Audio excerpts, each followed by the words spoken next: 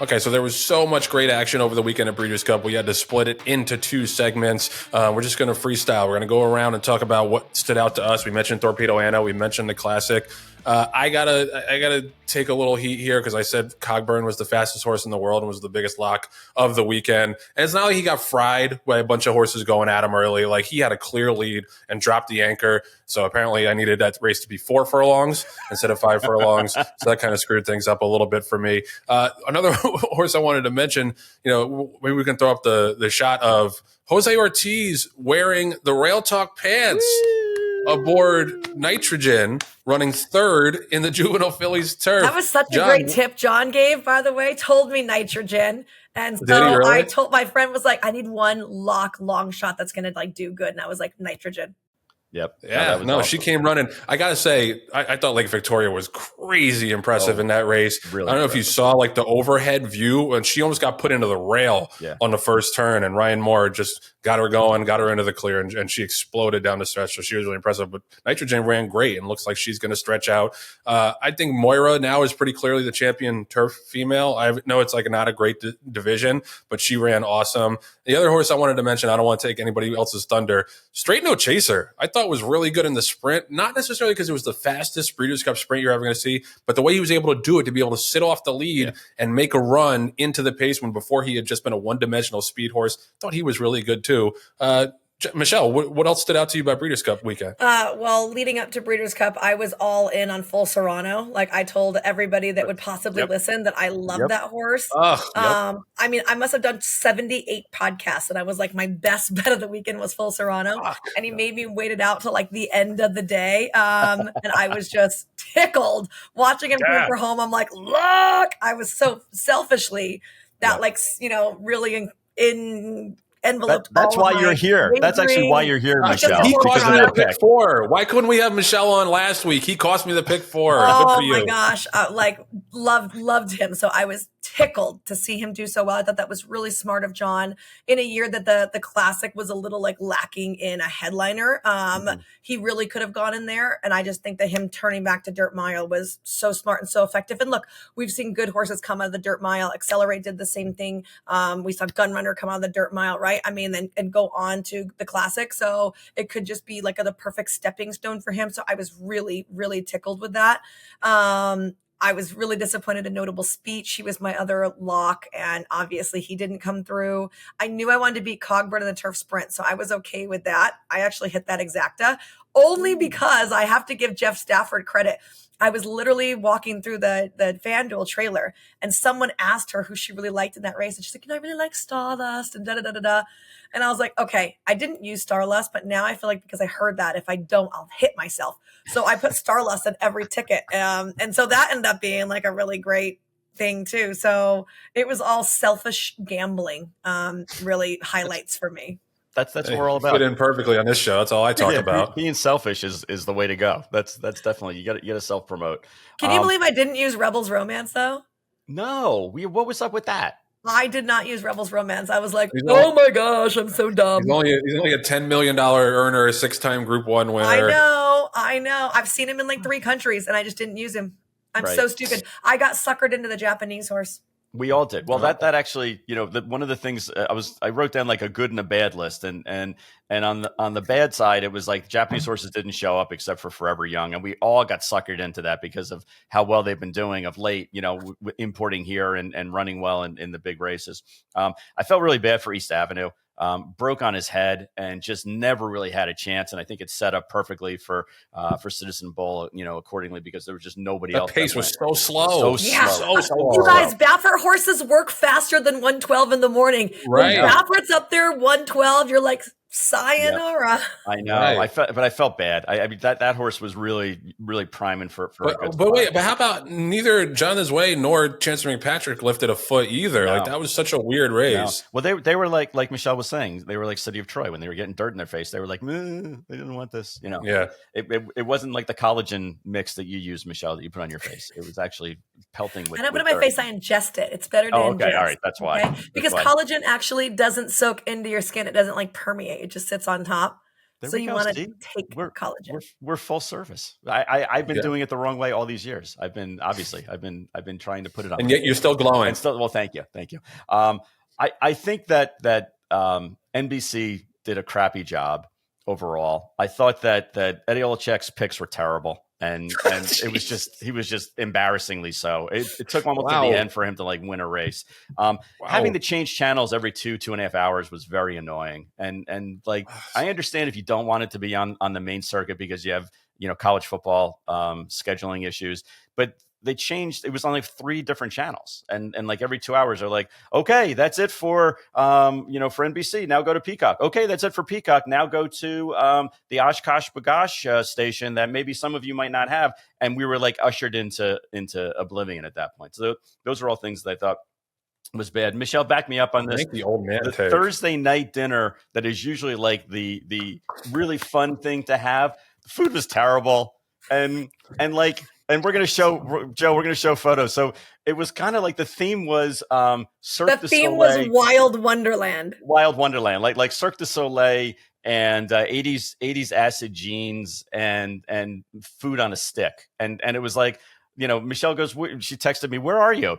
And I'm like, "Oh, I'm by the pool with the dancers there." And there were like 3 dancers in swimsuits that were in like the shallow end of the pool dancing. And then the song would be over, and they would put one of them in like a bubble, like literally a bubble, and like push her across the pool, and she would be like doing these weird moves across the pool. And there was like 3 Thriller dancers, at one point. Oh, I did that, by the way. I think there's video of me. I got up and did the Thriller dance. Yep. Thank God you did, because you schooled them. You showed them how to do it, old style.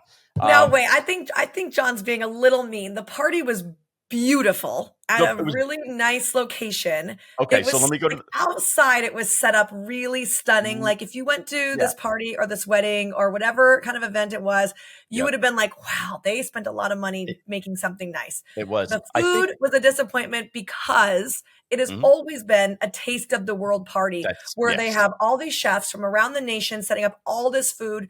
And I literally think there were 3 things to eat. I think there was a candy bar, there was like lamb chops on a grill, and there was a pizza station that did like wood fire pizzas, but they're making them, individually. And so the line was like, was around all the corner. way around. And there was meat on a stick. Good. And there was meat on a stick. Yeah. See, so like if you think, shit, I was hoping to get great food because Taste the World is always great. Yeah. Obviously, you were in for a major disappointment. If you saw it said call to post and not Taste of the World, and you were like, there might not be food there, and you ate beforehand, you were okay. You were okay, because the booze was good apparently, but yeah, it was more, Joe, was more of a like the bar has been so high for so many years, and then this one was a little bit of a letdown. But on the positive side, the venue was great, the weather was great. There were competitive races all the way through. I really like the fact that there were 6 trainers that won Breeders' Cup races for the first time. I think that's great for the sport. I think that's really important for the industry, that it's not the same old mega trainers that are winning all the races. And I was surprised that Kenny McPeak was one of the 6 trainers that won a Breeders' Cup for the first time. I would have lost that bet if you had said, has Kenny McPeak, what's the over under on number of Breeders' Cup races Kenny McPeak has won? I would have said it's over 1. And he hadn't. That was the first one with Thorpedo Anna. So I thought that was really cool as far as spreading the risk out a little bit and not spreading the risk, spreading the love out a little bit and making sure some of these new trainers go and hit the winner's circle, including, Joe, your girl, Cherie DeVoe. Yeah, no, that was, he's such a beautiful horse too, more than looks. He is stunning to look at. I was really happy for her, and she's had such a great year. It was disappointing when Vava didn't run well in the filly and mare sprint, but I figured Cherie's got a couple other live shots. She would eventually get a dub, and another great ride by Jose Ortiz. Irad got blanked. Yeah, Irad did not have a winner, but Jose rode really well, and my guy Flavor Flav locked up the Eclipse Award. He did. And we're going to try to have him on the show in the next week or 2 to talk about that, because again, I'm the one who told him to go out east. Yes, he listened to you. You're the one that killed California racing by sending Flavien Prat away. Yeah. If you were one jockey away from dying, but now it was like everyone loved Flavien. He was like the man, and now you have horses that you need carried, and you're like, who do I look to?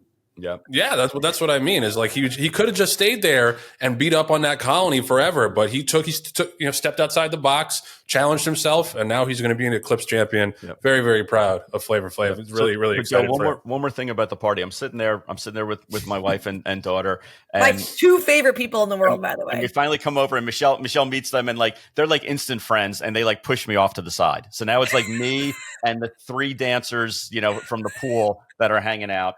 And this older Spanish guy goes, Joe Blanco. And I'm not looking around. He's Joe Blanco. And finally he comes up to me. He goes, Joe Blanco. And I said, no, Jon Green. And he goes, no. Joe Blanco show. And I was like, yes, Joe Bianca show. And he goes, yeah. And he gives me a high five and walks away. And I'm like, that was the weirdest thing. So now I'm Joe Blanco's sidekick, apparently. Like it's the Joe Blanco show. I got to know who this guy is. I don't know. It might have been a figment of my imagination. Like I was so shunned from, the 2 Michelles and Carly, like pushing me off to the side and laughing and like gossiping about people. I think that's what I had in my head, at least. And this old Spanish guy. And then just like that, he was gone. It was like, wow, that was the apparition I sent to haunt you at the Breeders' Cup since I wasn't there. Exactly. I changed my name right by the way on the screen. Now it's Joe Blanco. Right. Well, that makes more sense. Green and Blanco. I mean that we get the color thing going on now, so that's all good. That's all. Nice. But overall, other than all of those disappointments, John, it was a great week. Yeah. Otherwise, the play was really good, Mrs. Lincoln. Yes. No, I had so much fun. Like it was a lot of fun. The racing was great. I thought. I think Delmar did a very, very nice job as far as laying things out and making. Are you happy or not happy it comes back there next year? I personally like it when it's California, Kentucky, and I like it. Not only because I'm an East Coast guy, but also when you have to hump all the way back to get to the Night of the Stars and the breeding stock sale, it's tough. It's tough to get your horses there if you're selling. But don't you think that's something that they can work on and move the Night of the Stars? Well, that's the other thing. Okay, so I don't normally agree with Brad Weisbrod, and I know he's been very vocal about this. But I gotta agree with him on this one. You move the sales back a day. That's all it takes is move it a day. Because Michelle, last night I was watching the Night of the Stars, and I want to say maybe I'm exaggerating a little bit, but like 15 of the first 25 weanlings that went through the ring were RNA'd. And they were. I need to go check that out. Then maybe something I can afford. Hold on. So Michelle, we ended up buying 2 of them. You didn't tell me. I had Kim Valerio. She was there and she was shortlisting. And I called her and said, you're not going to believe this, but like the first 20 weanlings, none of them sold. Can you check them out? So we ended up buying 2 of them, including Joe Bianco. You're going to laugh when I tell you this. So in the Night of the Stars, where the median was $250,000 and there were like 20 horses that sold for $1 million or more, DJ Stable bought the least expensive horse of the entire night. Nice. What was it? A Boltioro for $20,000. Slumming it. I think it's hard to do. It's easy to buy the most expensive horse. I think it's really hard to lower the bar and try to buy. We even got a filly out of it too, huh? We got a Boltioro. John didn't even bother writing a check. He just reached his pouch cushion. You got Kiprios in your third dam. Yep, look at that. See, look at you looking it up. And so it's a Boltioro out of a Kingman mare. She's going to be a 2-turn 3-year-old, which is right up our alley. And she vetted, and we bought her for $20,000. She was RNA'd. I was like, this is crazy. But it's you also bought a midshipman. Can I just tell you, I've been trying to buy a midshipman for like 3 years. I love midshipman. You want that one? Kind of, yeah. Kind of. Do you want to name that one? So Michelle, yes, I definitely want to name it. Michelle named brutally. You're just going to name it Mid. Just Mid. Mid. or Joe Blanco's sidekick. Joe Blanco. Maybe too many letters. I don't know. But yeah, so I think that there's definitely, I mean, look, for me to say to Fasig or Keeneland, you should change your dates, just they're not going to listen to me. But is there a reason why it's so early? Is it just like tradition? Well, I think didn't it used to be on Sunday and then they moved it back to Monday? I think because Keeneland controls those dates, and then Fasig kind of has to like shoehorn their Night of the Stars in the night before whatever the first day. And I'm guessing, but I think Keeneland probably said, oh, we're gonna really like turn the screws and we're gonna make it so our sale is on Tuesday, so they don't have an option other than to sell on Monday. Can't we all just get along? Did you not look at the Golden Pal? Was there something wrong with her? No, we did look at The we golden looked at, cow, the RNA for 90. for 90. I sent Kim back there, and they had already moved. It was like an hour and a half later. They'd already moved the horse. They were so pissed. They'd moved the horse back to their farm. Yeah, so we didn't get a chance to look at that one. But no, there was that one. There was like a Vacoma that was an RNA for 35 that ended up selling for 30 privately, post sale, I guess. So yeah, there were a lot of nuggets to be mined early on if you were paying attention, for sure.